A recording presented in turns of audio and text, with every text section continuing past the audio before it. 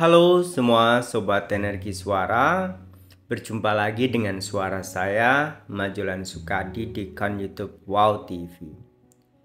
Kanal berbagi cerita positif dan hal-hal baik berkaitan hidup yang layak untuk diceritakan. Teman-teman, pada pagi hari ini saya ingin membahas sebuah judul yang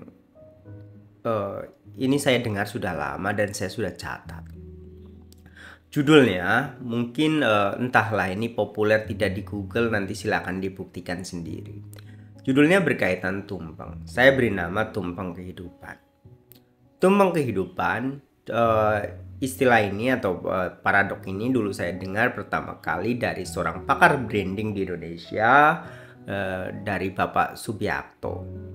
Beliau adalah pakar branding. Silakan googling dan ikuti beliau di media sosial, di YouTube ataupun di mana beliau mempost karyanya.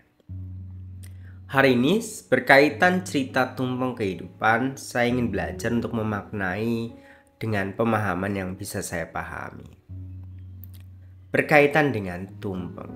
Teman-teman, jika teman-teman mengambil visual atau membayangkan tumpeng seperti apa, tumpeng adalah nasi yang dibentuk seperti segitiga. Lalu kiri kanannya dilengkapi dengan sayur dan dengan lauk yang cukup berlimpah, yang ketika dalam acara tertentu atau acara syukuran, karena tumpeng melambangkan kesuburan, rasa syukur, lambang kesuksesan. Kita akan potong bagian atasnya nasinya dan kita beri lauk dan kita berikan kepada orang yang spesial menurut kita. Itulah visualisasi dari tumpeng. Lalu berkaitan pemaknaan, saya ingin ajak teman-teman memaknai dulu apa yang sedang ingin kita diskusikan hari ini. Tumpeng berasal dari akronim dalam bahasa Jawa. Karena kebetulan saya orang Jawa, saya ingin mengartikannya dalam bahasa Jawa. Tapi teman-teman jika ada yang mendengarkan ini dari suku lain, mungkin kita bisa belajar untuk saling memahami dan mengerti. Kalau tumpeng mungkin ini sudah sangat populer, kita sudah tahu. Tumpeng dalam pengertian atau dalam asal kata bahasa Jawa yaitu kita bisa maknai yen metu kudu mempeng. Itu akronim dari tumpeng atau kepanjangan dari istilah tumpeng. Jika diartikan dalam bahasa Indonesia, artinya yaitu jika kita hendak keluar, kita harus bersungguh-sungguh.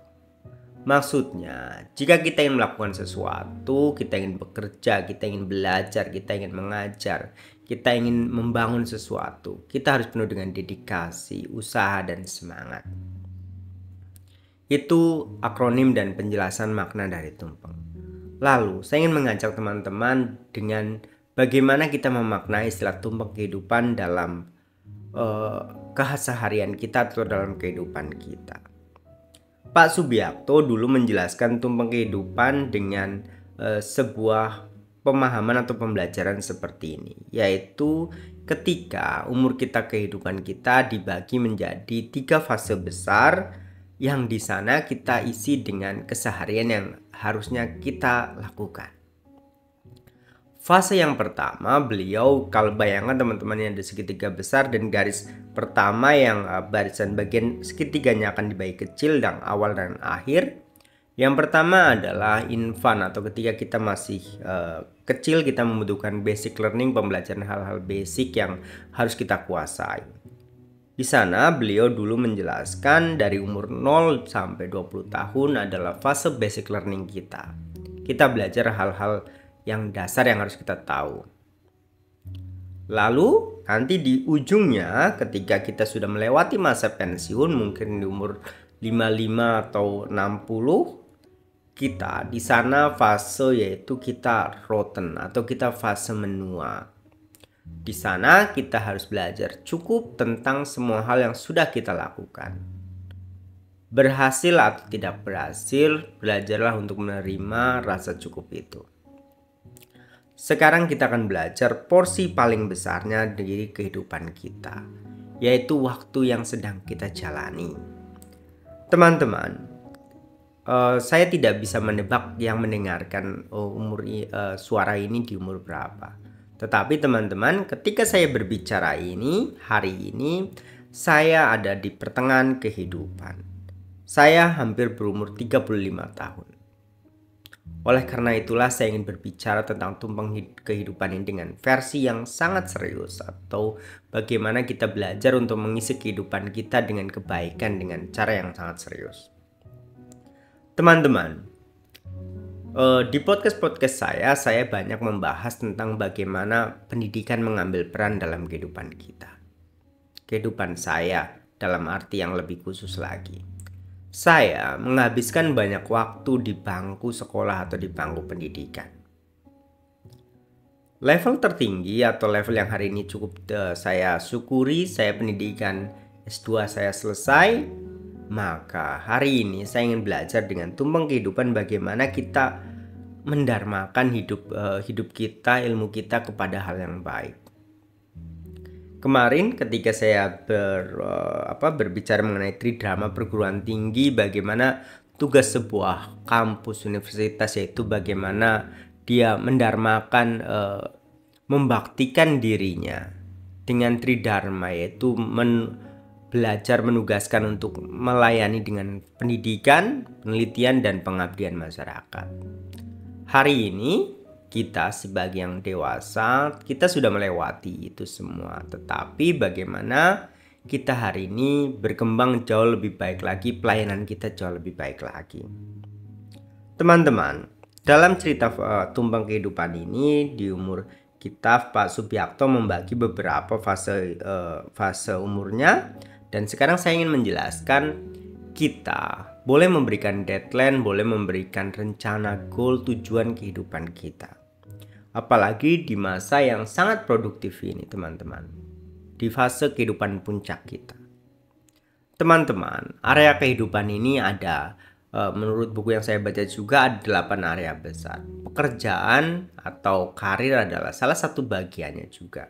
Ada banyak bagian lain yang harus dipenuhi juga. Berkaitan hal ini cerita pribadi saya mengambil jeda dari pekerjaan keseharian saya sebagai seorang pengajar. Saya pun belajar untuk merasa cukup hadir di ruang kelas. Saya ingin mengambil pendidikan dari sudut pandang lain. Apa yang bisa dikembangkan dari sudut pandang lain? Sebelumnya saya juga pernah berbicara tentang teori Bloom, bagaimana pendidikan itu polanya harus kita pelajari mulai dari mengingat, menganalisis sampai kita menciptakan.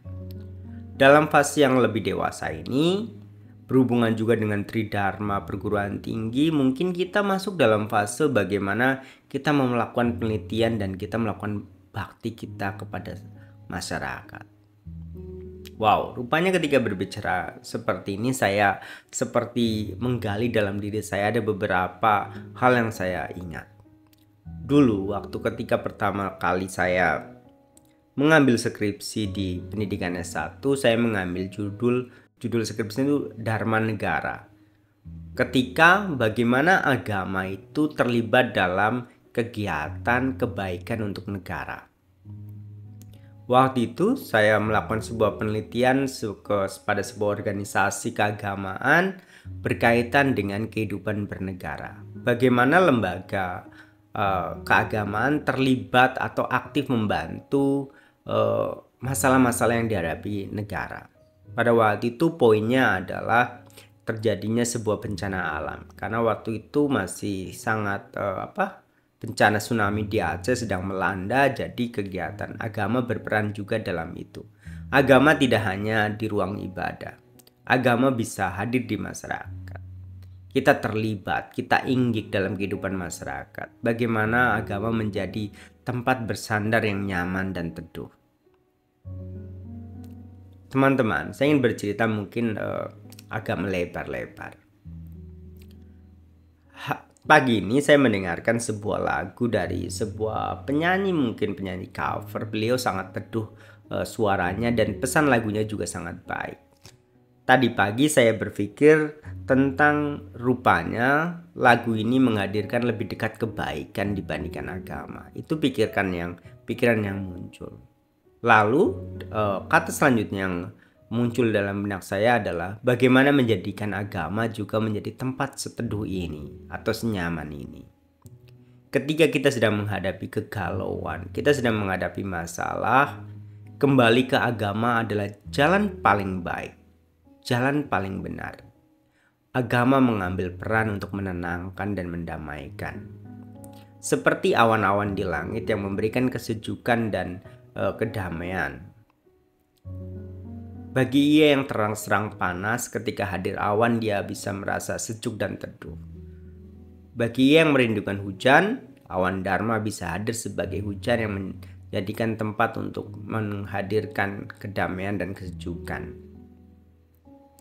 Teman-teman, berkaitan dengan tumpeng kehidupan ini, teman-teman di usia produktif teman-teman ini, teman-teman bisa menjalani profesi apapun yang tentunya bisa membawa kedamaian. Dan kita terus belajar. Hari ini pun saya sedang belajar. Saya belajar untuk hari ini menyampaikan sebuah ide, menyampaikan sebuah gagasan. Bagaimana gagasan ini bisa terdelivery terhadap teman-teman yang mendengarkan suara ini. Tumpeng kehidupan, teman-teman, di cerita Pak Subiakto ini, beliau merumuskan bagaimana kita mengisi kehidupan kita. Teman-teman boleh menulis apa yang teman-teman agendakan untuk mengisi kehidupan teman-teman dalam kesehariannya.